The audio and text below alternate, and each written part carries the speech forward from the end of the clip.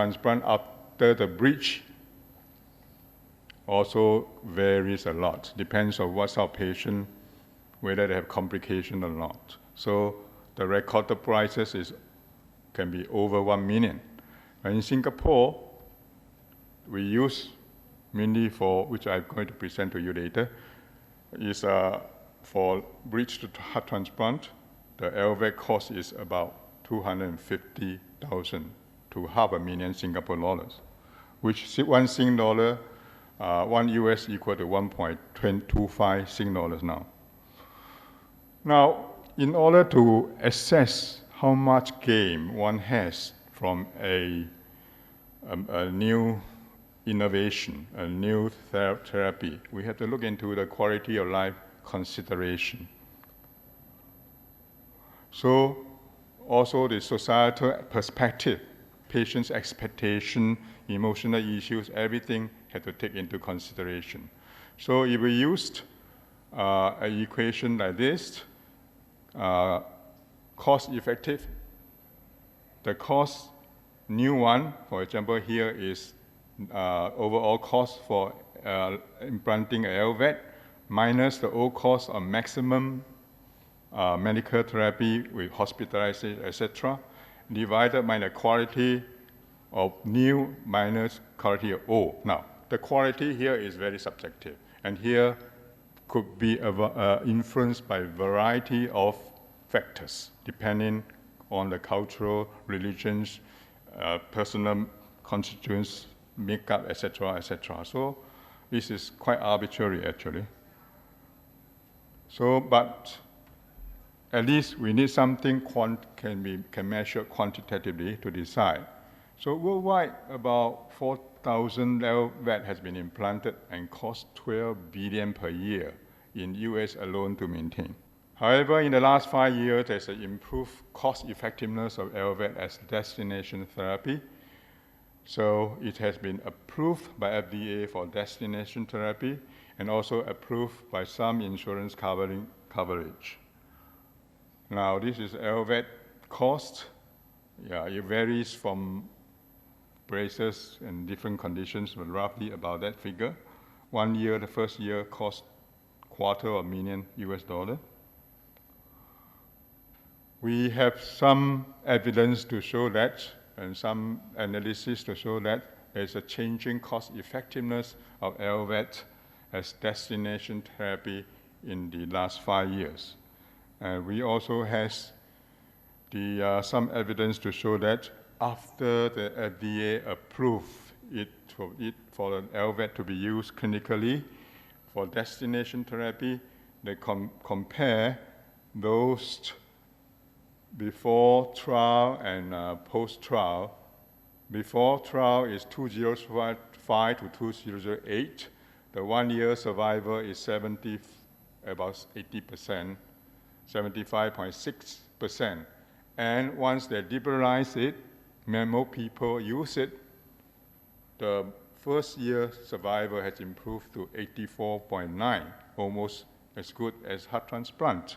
So it actually improved as the experience of how to manage LVAD increased. So just briefly to show you in Singapore, we initiated it in 2001 as a 5-year trial period. In Singapore, we're very careful. Government won't just give you money and start. You have to prove to show that you're capable of doing it, produce reasonable good result.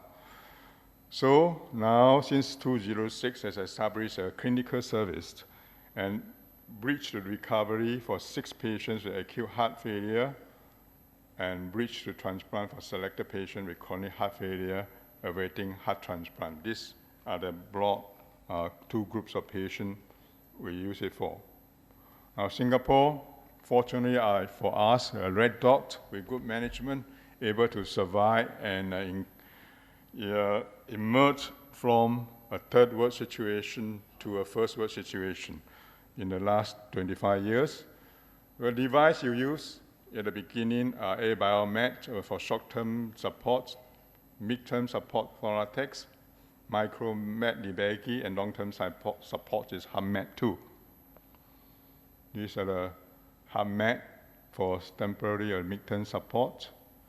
This is the pulsating one, and this is the current HUMMED2 axial flow, which has been used for destination therapy.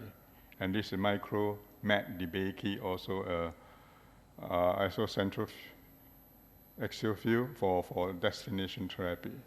These are some results. There are total only 39 cases, 12 for post-cardiotomy shock, acute myocarditis, dilated cardiomyopathy 10, and then the post-AMI cardiogenic shock 7, male 30, female 8, mean age of 48, from 31 to 64. So 11 have been successful bridged to heart transplant, 5 recovered from their cardiogenic shock and recovered, and 4 still on ongoing support. 19 died on support while waiting for heart transplantation of various causes, mainly thromboembolism and infection. 21 mortality for those require biventricular support. This is to be expected. Those are much sicker. So this is the boy recently, about, 3 months ago, down with post-viral infection cardiogenic shock and have to implant with the LVAD. Now this is a group of patients we'll try our best, young, still a future to look forward to. But however, for not everyone are suitable to be implanted with the LVAD. So psychological evaluation, family support, personality-wise, they be positive personality is very important. Imagine they have to be responsible to charge the battery time to time. And that is a constant mental burden to them, not easy. And they have to expect readmission rate is almost 50% in 6 months, infection, breathing, device malformation, etc., neurological complaints. These are complications in 1 year. It's not without any price to pay. Well, I heard India has done quite a number, and Hong Kong also has implanted.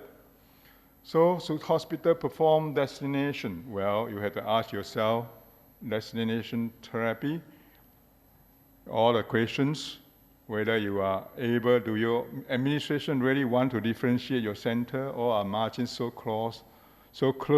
A big ticket item will be financial suicide. So that you think carefully before you embark. And you really need a big group of team to do this job properly. But however, this is a bright side in Asia. Asia in 2005 things you may not know. Well, it has been projected by 2016, the income, GDP, and were about reaching the same level. However, I show you in the first slide, the population is so huge. So maybe in 1 day we can use it more freely, but not for the timing. And this is the reality in most of the emerging countries that we faced, how to distribute the limited resources. Thank you.